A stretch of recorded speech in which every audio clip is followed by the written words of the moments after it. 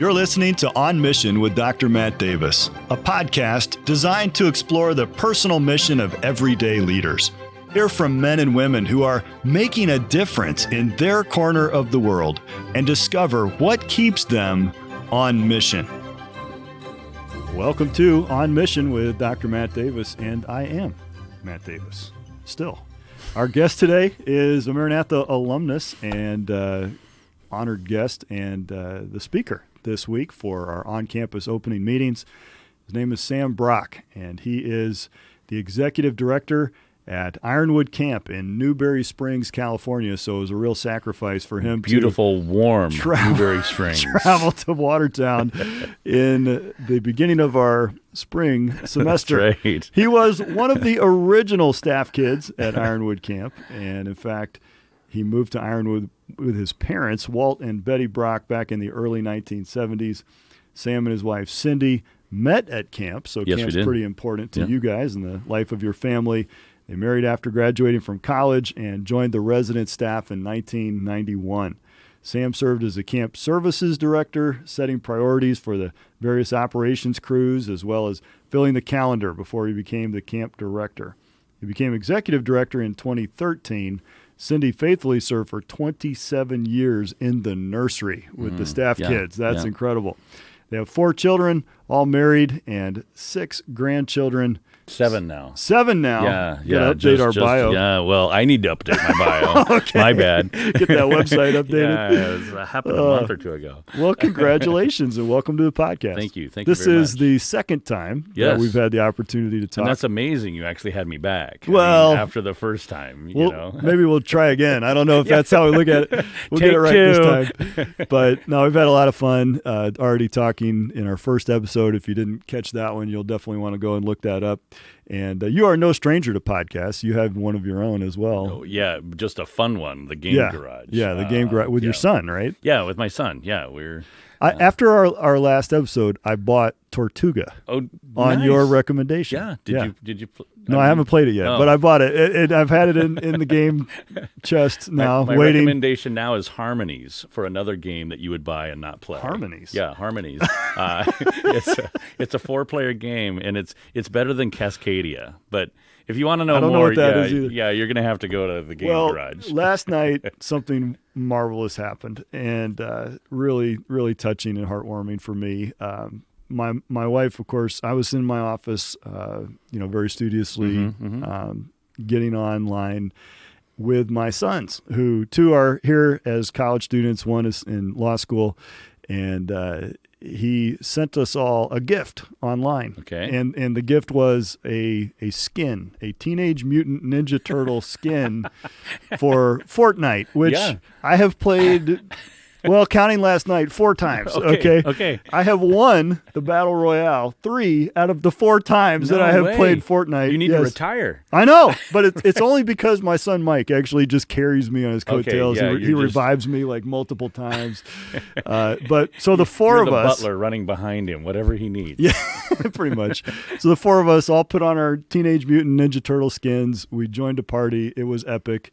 Wow. I'll have to send you a screenshot. We'll put it on our social media of our little party there, but it was awesome. It was like a dream come true for me to be on there. We had a little Discord thing. We were talking on our headsets, tactical, this and that. My wife goes, "Who are you talking to in there? And why are you all so angry?" So we did not win last night. I came in 6th, but to me that's pretty good. Amazing. So we didn't play Tortuga yet, but I at least got them onto Fortnite. So life is good. But you're ahead of me there. So if you can keep anything to have a conversation, to get the kids talking, and I know that's been a big deal as well. So we like to have fun as well. I was teasing the student body. Maybe we have Dr. Anderson and I get together and play Minecraft and live stream it or something. That might be Put the whole world together, destroy it. Great fun. Well, I know that there have been many students over the years that have built the campus in Minecraft, and there's different levels of resolution on that, but the thing that part doesn't bother me. The part that bothers me is when they blow it up. Wait a minute. That's the fun of it. What's going on? Well, that's why you build Lego things, just to. yeah. Yeah. Well, nowadays, though, they all come so specialized that Oh, I you'd know. hate to. I know. Legos for adults. I love the flowers. I mean, I can get my wife flowers with Legos. I'm not yet tried Does she it. enjoy that? I don't think it's a wise husband thing No, to do. I think you better rethink that. And if you do it, also get the normal ones too. That's though. right. That's right. And here's for fun, honey, a nice group activity we can do with the grandkids. As I get the evil eye. Yeah, maybe don't try that. Well, the first time around, we talked about your mission in life and how you got into camp ministry and work. This week, you alluded to the fact that at like 8 years old, you were running the snack shop and Yeah. fun things like that. I was running the snow cone division. Oh, of the well, snack shop, I yeah. actually brought that up because we were talking about how we can staff our coffee shop. And I said, well, evidently you can just use 8-year-olds so we can find a few of those and train them up. And I bet you don't have to pay them as much. So I'm thinking that's probably a good strategy. Okay, you know this goes out everywhere. Oh, yeah. Yeah. I always forget that the IRS has the internet. You know, that's Editor click. yeah. But we like to have student workers get involved. And, you know, that I think working in the coffee shop is like the premier job that everybody tries to get on campus. I know this is off topic, but it's like kids need to learn how to work. Yeah. But when they're learning how to work, they're not worth minimum wage or whatever the number is, you know. Right. So there's this Right. gap here where all of a sudden, You're just okay, paying they them never on worked, faith. but I got to pay them minimum wage. Maybe this will work out Yeah, someday. They don't even know how to work. So Yeah, well, we've had enough. anyway, of that's that a whole too. other topic right there. I'll never forget your Uncle John. We were sitting in a FinCom meeting, which is a no fun situation that we have to do during spring break. So everybody always comes back from their spring break. And Dr. Davis, did you have a What good did you break? do? Yeah. I did not have a break. We worked on the budget. Thank you so much. And one of those days we were working on the budget. It was all day. It was one of the first like actually warm days in the spring semester. And we looked outside, and there was a kid, fac staff kid, that was still here, and so he was getting a shift in, and he was painting the rails on Century House porch, which you know they could use some paint. And he looked over, and John just looked over. He says, "Look at that." And we said, "What?" We all turned around, looked out the window, and here's this kid, and he has a paintbrush in one hand and his phone in the other hand, and he was just going like this, and he painted that same rail for about 20 minutes. And you could say how unproductive he was, but you'd also be right to point out that we were all just sitting there watching him do it too. So we were pretty unproductive as well. At least he got, learned something. I don't know, right. whatever he was watching, but yeah, sometimes you don't always get what you're paying for. But having already kind of talked through the main thrust of our usual conversations in the podcast in our first episode together, this time around, I thought it might be interesting to talk about a few particular topics that really intersect for lots of ministries across the country, and that we have some common ground, I think, as a university, as a Christian college, and what you deal with as a Christian camp, in the sense of how to really foster, promote, and decide on cross ministry partnerships, and the vitality of sort of the concept of a parachurch organization, a non-church but yet ministry organization, and the importance of those relationships with churches, and how do we make various decisions, and how do we operate within that kind of interesting space, because there really isn't a whole lot in Scripture about any other organizations other than the local church. And so I think we probably should start with your view on local church and the role there versus camp, and how those might be a little separate.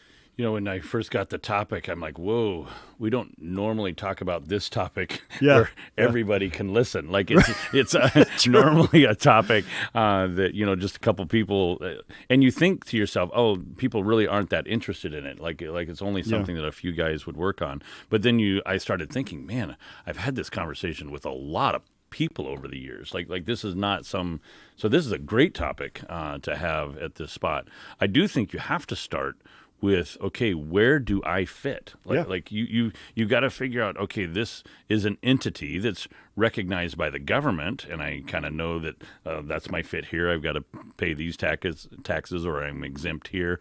But it's not a government fit that I'm trying to figure out. It really is where do I fit in God's setup. And Right. so you're totally correct. The church is the way that God is getting his work done here. So I have to recognize that I am servant to the church. That is my first spot. And where that starts to get confusing for guys is that I am servant to the church, but many times, because these parachurch organizations, these ministries that have either been around a while or they've served a lot of churches, they suddenly get bigger. So many times they have a bigger budget, bigger staff, bigger history, like a lot of people know about them. And all of those things contribute to it kind of feeling like I'm not servant to the church, but that the church serves the parachurch. That attitude shift is what you have to constantly guard against. Yes. And we've noticed that as well at the university level. And then you put another factor in there, which is you're collecting the best and brightest, both from our faculty standpoint. We have people at the top of their careers, well-trained, well-prepared, and in our case, grounded in the faith. They've been part of local churches, and they still are.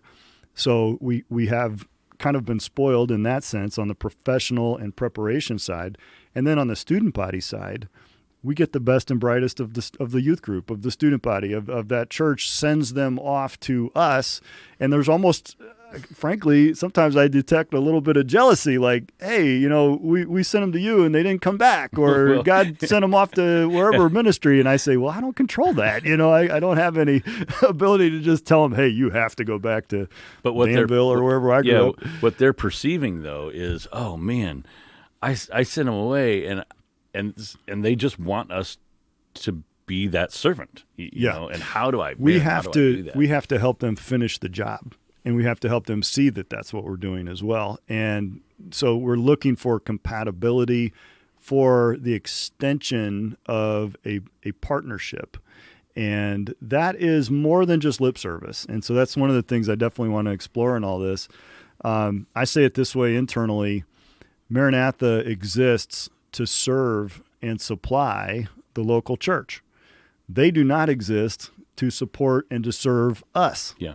Now, we cannot exist without their support, but that's not why they're there. They are ordained by God as the primary mode for ministry and outreach in this age, in this dispensation, if you want to put it that way. And so their mandate is clear in Scripture. Ours is, in a way, derivative of that, and in a support, because there are things that we can do as a camp, as a college. There are other kinds of parachurch organizations like missions boards and things like that, publishing houses that do things at scale or in a specialization that a local church could really never replicate. And so there's an essential partnership there. But it really does kind of start with that attitude. Yeah, and I almost don't even consider it a partnership. I'm just, am I trusted enough to serve your church? Like, and if that is, then I have a partnership. But it's kind of like I just have to know my place, and then I need to understand what they are trying to accomplish. So in essence, they're trying to disciple, worship, fellowship. Evangelism usually fits in one of those three categories, or it could be its own. But then that now becomes my, this is how I need to work. This is what I need to do. So the rub comes. Isn't it time for the podcast to be over? Yeah. The rub comes when organizations change. Yeah. When the support begins to wane. If there's a perception of compromise, these are sort of the negative aspects of that potential, because we are not the same. We are not part of a decisional body that hands down from on high, here's the standards, here's the principles, here's where we are as a group, and defines it all for us. As an independent collection of ministries and churches, we have to kind of work that out on our own, and that's a difficulty there. Yeah. On deciding how and on what basis we're going to partnership. So how do you do it? Well, good question. See, if I just reverse this and I interview you, then... No, this is my podcast. I get to ask the question. Yeah, at Maranatha, it's a good question. We have what we call partnering church relationships, and we have 140-some churches that have signed on at any given time. There are at least 75 churches that our students, faculty, and staff attend currently. We make it a matter of identity for our individual faculty and staff and students that they personally need to join and actively participate in a local church. And I try to make it very clear to them, you are 100% in ministry serving at Maranatha. But that does not replace or exempt you from God's calling for you to be actively engaged in ministering in a local church. Mm-hmm. And that's that's separate. So we don't meddle with that. We say, listen, these are the churches we're partnering with, which is essentially a document that we put together that says these are the bases of partnership. If you agree to this, then we agree to this, and that's who we are. Because how can we partner if we're not agreed? Mm-hmm, mm-hmm. We don't approve.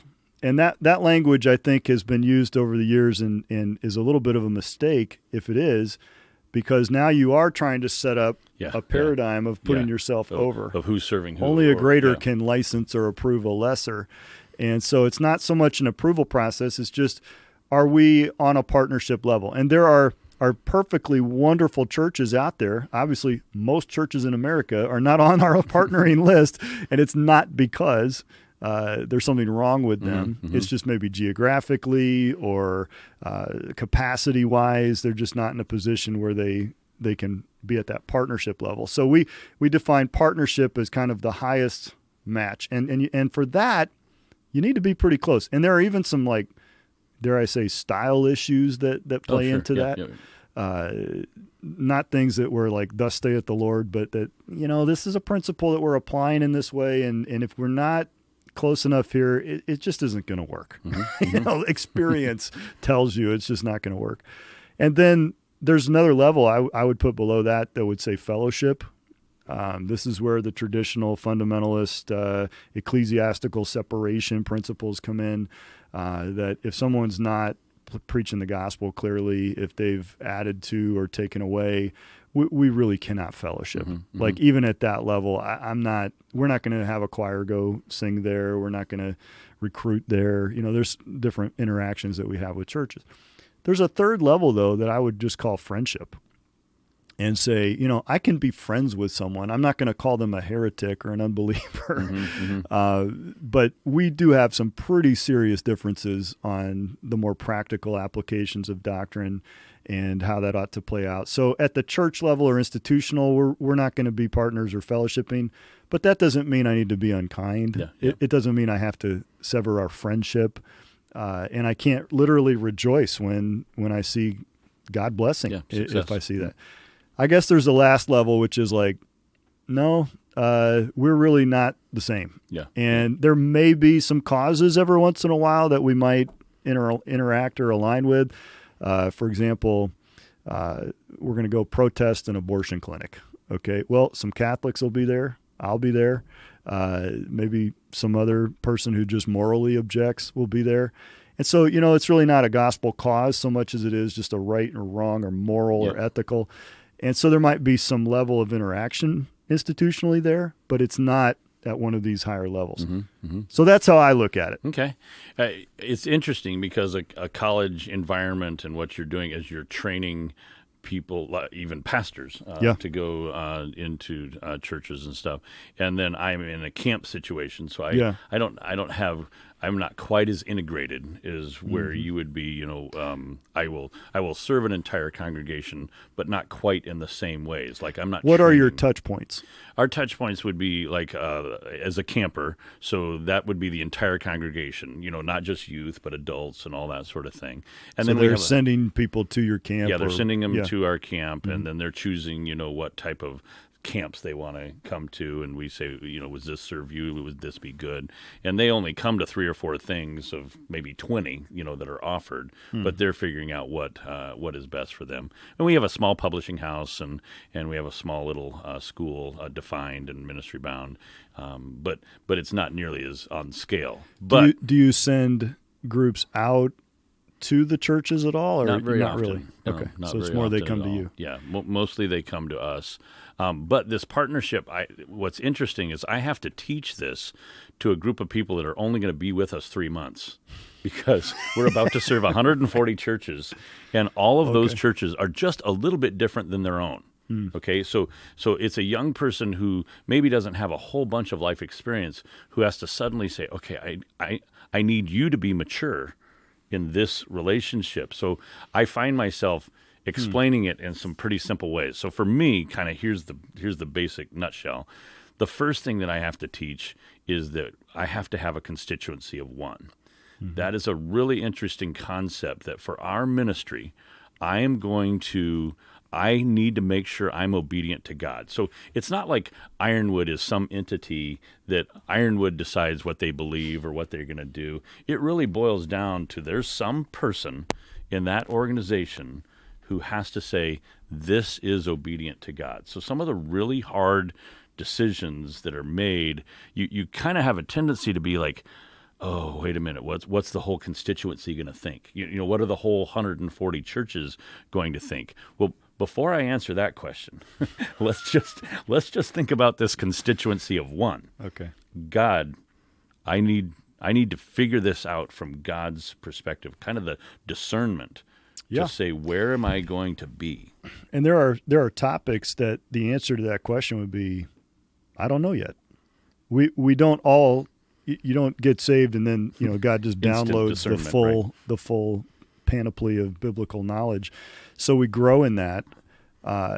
But the Bible does tell us we should be fully convinced. Like, there are things that are currently in my doubtful category, like, I'm not sure about that. Right. But I shouldn't leave them there. Yep. And I should really study it out and become convinced on that. So now when I have this foundation that says, okay, I'm going to please the constituency of one, now I begin to learn about this constituency one. I understand his character. I understand his commands, which are clearly given to us in his word, not as clearly made obvious in his creation, but still we learn about it. Certain aspects. Yep. And then in this day and age he gives us principles.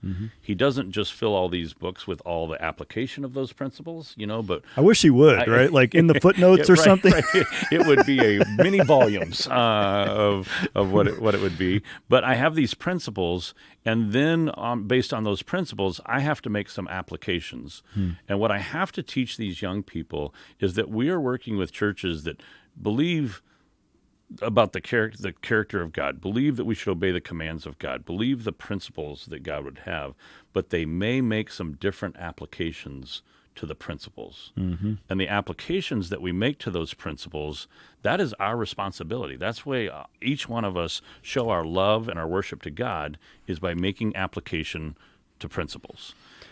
I wonder if one of the differences in how this plays out for a local church, which has to make many of the similar decisions, versus a parachurch organization, is that our tents as parachurch organizations tend to be broader than what any particular church would be comfortable. Well, this is where it gets really interesting, and I wish I had a whiteboard or a way to show it. Maybe on the thing, I'll do it with my hands. But so I want my ministry, our parachurch organization, just to be in this one spot. This is who we are. So boom, this is where we're at.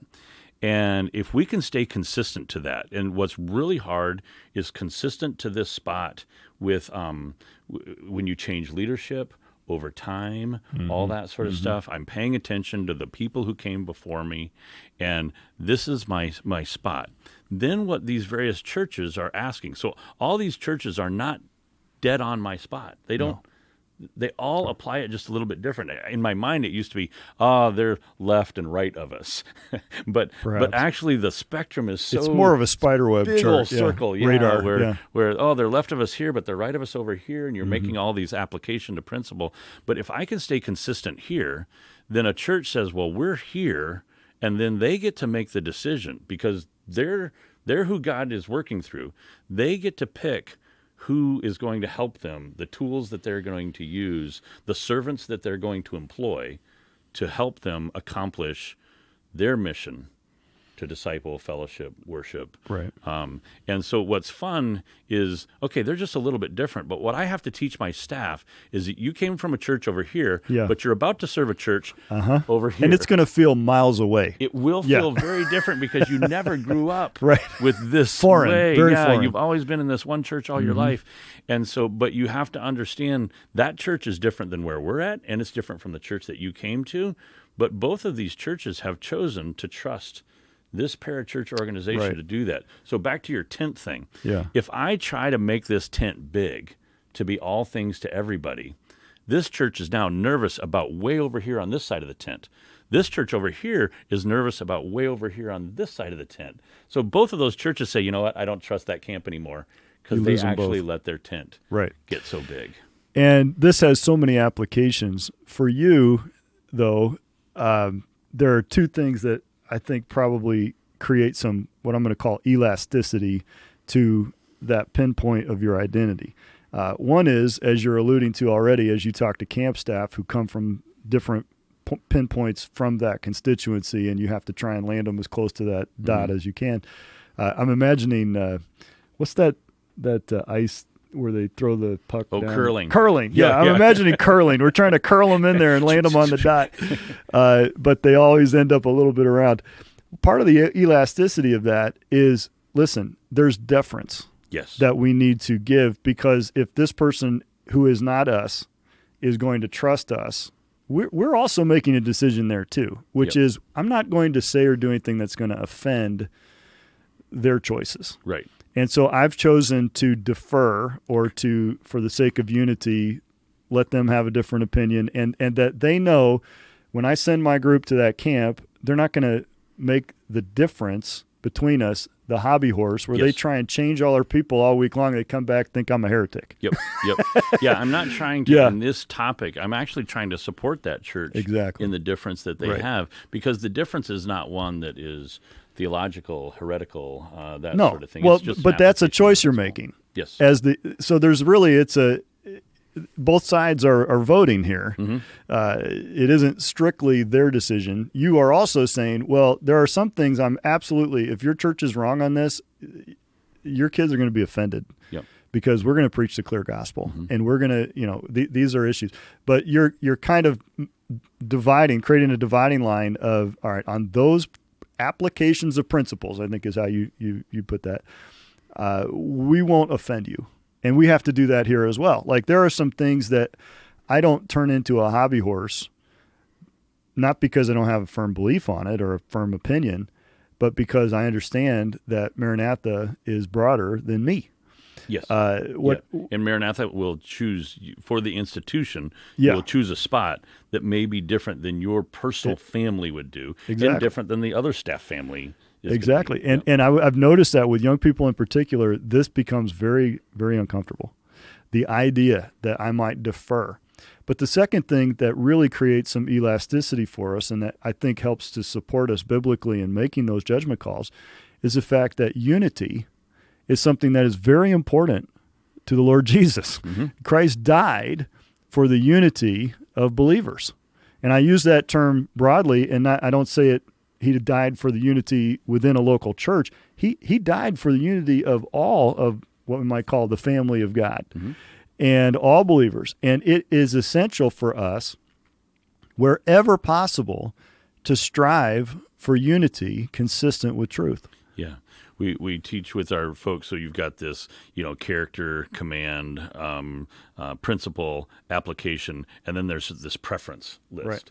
And I've got to just really recognize that is like only a preference. That's not even an application of a principle, but it's so easy that I pull my preference thing all the way up to God's commands. I mean, I just yank that because I think this, that must be what God thinks. And probably the thing that makes that the hardest is the fact that as we become more and more convinced of our preferences, which we should, then they all of a sudden feel more and more like hills to die on because we feel strongly. And we're always, even if you don't like to fight, we still look for them. And we are humans are experts at discerning differences. Yes, yeah, we see pointing the them out and then getting fixated on the differences. Even if it's 1% out of 100, we will fixate on that and comment on it. And rightly so, we should study it out and become convinced for ourselves. But having done that, then it feels like, well, then actually we should fight over it. Mm-hmm. And on that, there are right and wrong ways to fight. Yeah. Some of the most fascinating conversations I have are with our seminary professors, people who have studied things that I haven't even thought about or considered. And I learned so much from those conversations, and I love the back and forth. Mm-hmm. And sometimes I'll just sit and be a fly on the wall when they're arguing over something. And as long as I can hang with the vocabulary, because that's pretty dense, and I'm dense, but they will talk and argue, and then they're still friends, mm-hmm. right? Mm-hmm. Like we can still debate and argue. I'm not saying we don't talk about things and just like avoid the elephant in the room for the sake of some sort of false unity, but that there is a Christian way Yep. to disagree and to Yep. argue too. And I think that's something that in our culture right now, we as organizations need to model at a better level. Well, what Romans 14, 1 Corinthians 8, that's where you're really seeing, oh, it can be different. And we're okay with the difference and still be on the same team. No, that can't apply to everything. But boy, it's I tell our staff that we're working with, the young staff, this is actually something you're going to have to be comfortable within your own church, because some point real quick here, you're going to have kids in which you're going to take God's character, His commands, and His principles, and you're going to say this is a show we don't watch. Right. And then another family is going to take those same things and say, oh, we actually watch that show. Yeah. And your kids are going to be like, hey, they get to, and we don't, and you've got to learn how to. So you can talk about the differences, and you should, as you grow, start to make some of these decisions for yourself, even maybe different than how you grew up in your own family. Mm-hmm. One of the beautiful things about marrying someone is that they weren't raised in your family, unless you're like in the deep South, I guess. But easy now. Editor. So, cut that out. I can't believe you made me say that, Isaiah. They come from some just alien family environment, and you then come together as a husband and wife and have to sort all that out and say, what's our family going to look share like? what was your application? What are our traditions? And you come back to, do we have the same principle? Do we believe this same principle? Because I believe we could all be the same on the principle that we have, but it's just how we apply it. Yeah. So within that tent, probably what happens with big time leaders, that think they're a big deal, is that they try to turn themselves into the alter ego of the ministry. And what happens is, okay, maybe you're, as the leader, the center, probably represent the center of that radar screen, that circle. But if you try to turn everybody into you, then all you've done is really shrink your circle of influence. Yeah, if the only people that you can partner with are the people just like you, you're all by yourself. Exactly. Pretty quick.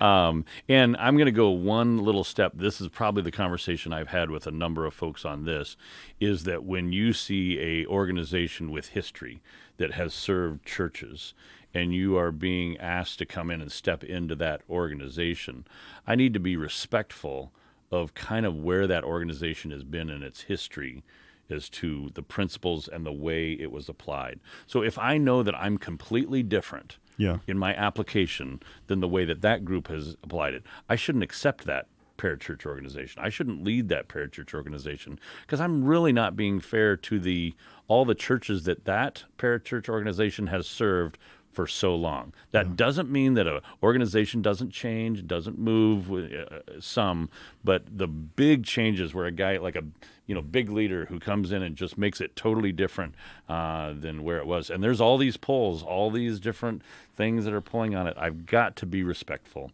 of the history. Every organization exists within a context, and those that have closed over time, I've made it my practice to study those case studies and try and learn. And sometimes you can be cocky about that and say, well, here's why they closed. And it's always nuanced and very complicated.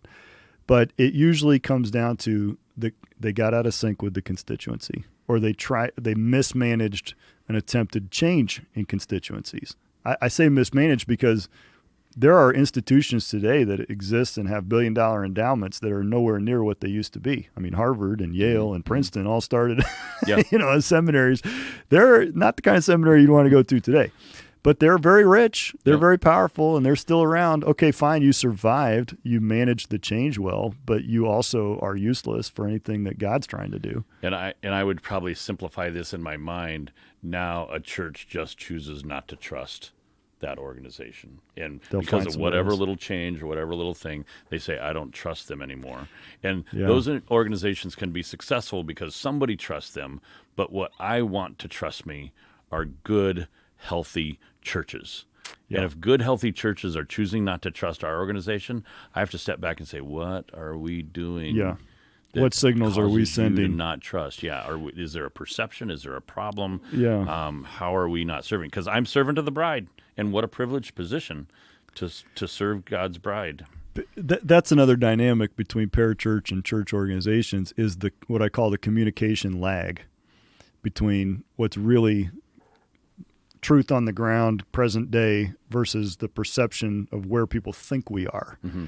And for colleges, the lag is about 15 years, as far as I can tell. I have been to some churches. I remember a few summers ago, we went and joined up with one of our ensembles that was out, and they were in northern Michigan, and I walked into the church lobby, and they had a Maranatha poster in there, and it had the old logo, and it had everything. Well, we haven't used that logo since 2013. Mm-hmm. And I'm thinking, this is an 11-year-old poster that they have up here. They had a poster up there for a college that closed 4 years prior to that. Now, that also tells me that church hasn't really been paying attention. Nobody's looking at this bulletin board. But yeah, I mean, the information lag is a real thing.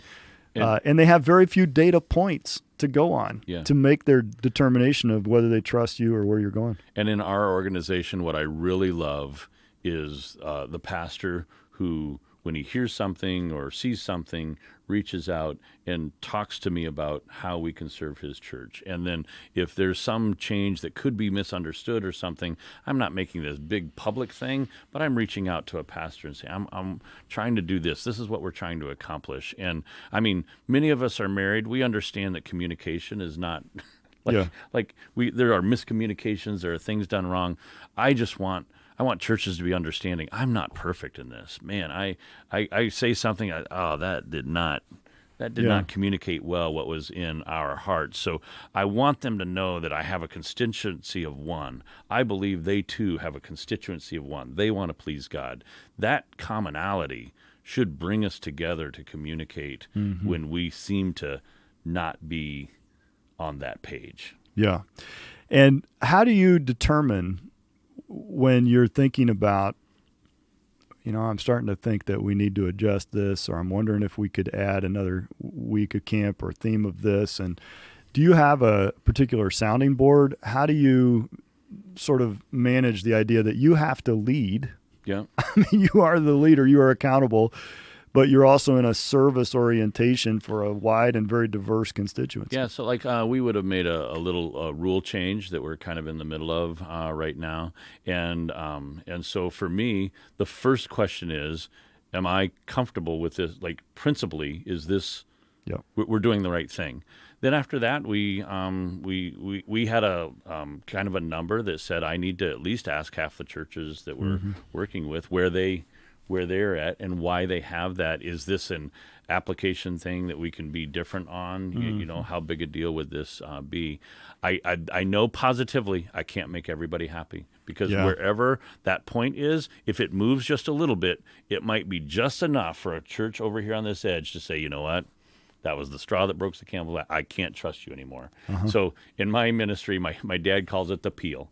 Every now and then you make a choice that feels like a move, and that's perceived as a big enough move that group peels off. Last straw. And I don't want them to peel. Sometimes they come right back in a year or two, or maybe in a leadership change or something like that. But I am never going to make everybody happy because I've got to choose to basically say the constituency of one is still really important. That is so much more real than I think anybody understands. Usually, because we are in similar situations, we see it coming long before anybody else. Oh boy, we're starting to feel a little, maybe it's stale, maybe it's, we need to freshen this up, but boy, how's it going to be perceived? And for somebody, it'll be the last straw. Yeah. And so I'm always trying to identify. We have the principle here, we change very slowly. Mm-hmm. Our constituency wants us to be in response to not leading or pushing. We have lots of conversation. We had one yesterday. We don't want to be in a posture where we are imposing some change on our churches. We've told them this is who we are. This is our promise we make. I remember I was talking to the deans earlier this week about a totally separate issue, and they were making a recommendation. I said, I have no problem with that, but we're not going to make that change in the middle of a year. I don't like doing that. People No, I understand. enrolled here, they came here, they trust us to kind of stick with the program, and for anything that would be perceived like that. So we tend to be in a posture where at Maranatha, when we do make an adjustment, like a student life adjustment or something, everybody goes, oh, that makes sense. I want it to be like ho-hum. I don't want anybody to go like, oh, did you hear what Maranatha's changed? It's not like they've changed. They made a change to stay who they were. We're just, recognize. Dr. Ledgewood told me, we were talking about history, music history, and he said, the early American churches did not believe in any accompaniment to music. They sang everything a cappella. Yep. And they really sang it in almost a chanting kind of a way. And they also didn't believe that men should sit by women. So men sit on one side and women sit on the other side. And so a lot of their music, that's why we have some of the songs that we have. They're very rhythmic. They're almost chant type things. We don't do music services that way anymore. It has evolved. Did we compromise? Were they wrong? We were right. Well, there's a culture, there's a context to that, and that adjustment, that change has to grow with time. And I think the teaching has to, there has to be teaching that tells people, here's why we're changing. So a little thing that we do at our camp, we don't do it every year, but I would guess every once in a while, especially when a change is being considered, is that we have what we call a whatty what, a what, why, what. And it's usually with kind of the old history guys, Dad will be there, and we will basically say, what did we do in the past? Why did we do it that way? But now, what do we need to do in the future to accomplish this why? Yeah. And this what here in the future might be different than the what in the past. And that's what keeps us from staying, say, in an Amish mode or staying in something that, no, we've always done that. And when you tell me this is what we did, but I can't tell you why, we call that tradition. It's not. So I need to say, this is why I did it. And when I understand that, then that's going to help me do what I should do in the future. And that might become tradition at some point if they don't understand the why. But the why becomes so important to kind of tell people this is what we're trying to accomplish. So I've seen it even here when you guys have said, here's what we're doing today. And all of a sudden you give me a why that we're doing that because of this.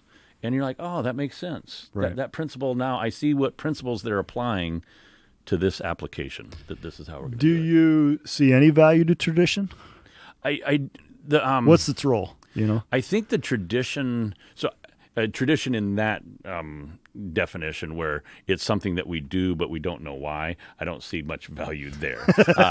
But if we're saying, especially if it doesn't work, if we change the definition of it, if we said tradition is something that we just do kind of as a family, it almost just doesn't make sense, but it's what we've always done. It's kind of what makes this family its own gives family. it an identity. So when I walk into a church and I see something they've done and I say, why do you guys do that? And they've done it so often, they're like, I never really thought about it. We just always do it. There's probably still a why. They just don't know what the why is. And then maybe that's a indication that it's not that the standard was wrong, but that we haven't really taught it very well. Mm-hmm. Correct. I remember your Uncle John, again, Dr. Brock has a long legacy here. He is a wise man. And I quote him in my head. I hear him talking to me every day. Sorry. It's like the Holy Spirit and John Brock are in my head. But Editor. You don't have to edit that out. I'm happy. I'd be proud to have half the wisdom that he's had over the years and gained. Anyway, I interrupt. No, he would talk about that a lot. And okay, but why have we done this? And there are some things that we have that we can't really enforce all that well. When I was a student, it was a big deal. Like if you had uncheckable music. Mm-hmm. Okay. Yeah. Remember that? There Oh, was yeah, like, yeah. It was there were like hidden in your raids car. Yeah, that they would have, exactly. you know, and if it was My in the roommate car, would run out and throw it underneath the car. and whether it was your tape collection at one level or your CDs. We are really dating ourselves, man. Well, you know, there's a reason Gen X is 8-track. generally mad. I mean, we had to convert our entire music collections like Multiple 14 times. And now everybody has every song ever recorded in the history of the world on their thing. Bitter. And they listen to garbage. Okay, now tell me what your point was. So we had I mean, I was an RA. We'd go through, we'd see, okay, I would tell the guys on my hall, like, look, you can't have this rock music like in your CD player playing it. I mean, it's not Christ honoring music, but there was a whole lot of stuff that wasn't checkable, that wasn't quite that. You know what I mean? Yeah. It was a lot of stuff. It wasn't on the approved list. Yeah, but it just wasn't was, for some sinful. reason, didn't make the cut. Like, I remember Phantom of the Opera was okay, but this one wasn't, you know, and Yeah. I never really knew why. But it was like, trust me, kid, you know. But nowadays, what would you do? Like, hey, kid, give me your phone and let me look at your Spotify. I mean, there's a lot of unenforceability to, like, back in our day, if a dude had his headphones on walking across campus, you'd be like, what is wrong with that guy? Mm-hmm. Probably get beat up, and for good reason.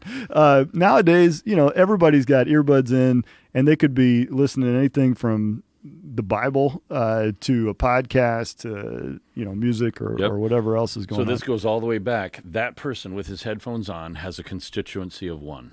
He's got to answer. And he has to understand God's character, and his commands and his principles mean that he needs to make application. Right. And so just like the services that we've had here, as we're opening the services, I hear young people at the end of that service, and as if they have opportunity to share what God's doing in their heart, they're making specific application that we didn't make that. It would be completely unenforceable and beyond right. our power to say, listen, this is what you should do. But they believe that what God says is important to them, and that's exciting ministry. That's so much more important, because I'm not going to be around the rest of their life. Yep. And I've tried to make this really clear in the why of what we do here, is that, listen, we can set some patterns and we can model good behavior and good music and appreciation for these things, good preaching. But ultimately, in a very short period of time, you're going to be making these decisions for yourself. Right. And we wanted to give you the bracketed structure for how you should do that. And you want them to have a structure by which to make that decision for themselves, not say, what did my institution say? What did my parents say? I want to know what the principles that they use to come to those conclusions. Yeah. So it has been a fascinating conversation, and as I knew it would be. There's lots of different ways to rank these things, and there's people that talk about things like theological triage, and they have all those grids, and there have probably been a million different, you know, theories about all of that. But at the end of the day, it really does come down to what are the elements that define our current constituency, and then managing that. Because one of the things that we haven't talked about as much is that even if you say, well, we're just not going to change, those 140 churches are all making independent, dynamic decisions of their own, and nobody stands still in a perfect, you know, stasis. Because some are moving away from you, some are coming into that orbit of what you would do, and sometimes we got to recognize we're in a spiritual war. We're not going to grow. The whole, like the whole believer group is going to be different than it was 100 years ago. Yeah. So, very interesting principles. I believe we've created more questions than answers. That's the nature of conversations like this. And I'm glad it's your podcast. But if anything, I think people ought to be able to see how ministry leaders grapple with these things, and maybe some of the heart behind it too. Because what I've sensed from you is, listen, before God, humbly, I don't have it all right. I don't have all the answers, but I sure do want to be right with the Lord, because I know that we both intensely feel the burden of leadership and the accountability that we have for making right decisions and leading right, so that someday when we stand before the Lord. Yeah, I mean, we sit there and it's easy because there's 140 churches maybe looking at you, and you know sticks and stones can be thrown, and you're like, I just really want to serve them. So you're hoping that that people can see the heart, the motive behind what's going on, and recognize that we're certainly not perfect in this process, but that we are striving to honor our God. Amen. Well, thanks for joining me. And until next time, this is the On Mission podcast. Appreciate it. Thank you for listening to On Mission, a podcast produced by Maranatha Baptist University. No matter where you go to school, you're going to face the enormous social challenges of our world today. Where do you want to go through that developmental process? A place like Maranatha, designed to affirm your faith and help you think biblically? Or a secular college, dedicated to godless instruction in a God-free or truly anti-God environment that offers no hope, no joy, no faith, and certainly no peace? At Maranatha, you'll be surrounded by friends who have also chosen the path of truth and faculty who devote their lives to service. Maranatha is more than a Christian college. Find out more at mbu.edu. And for more information about our podcast guests and to listen to all the previous episodes, visit mbu.edu/podcast. Join us again next week as we examine what keeps leaders on mission.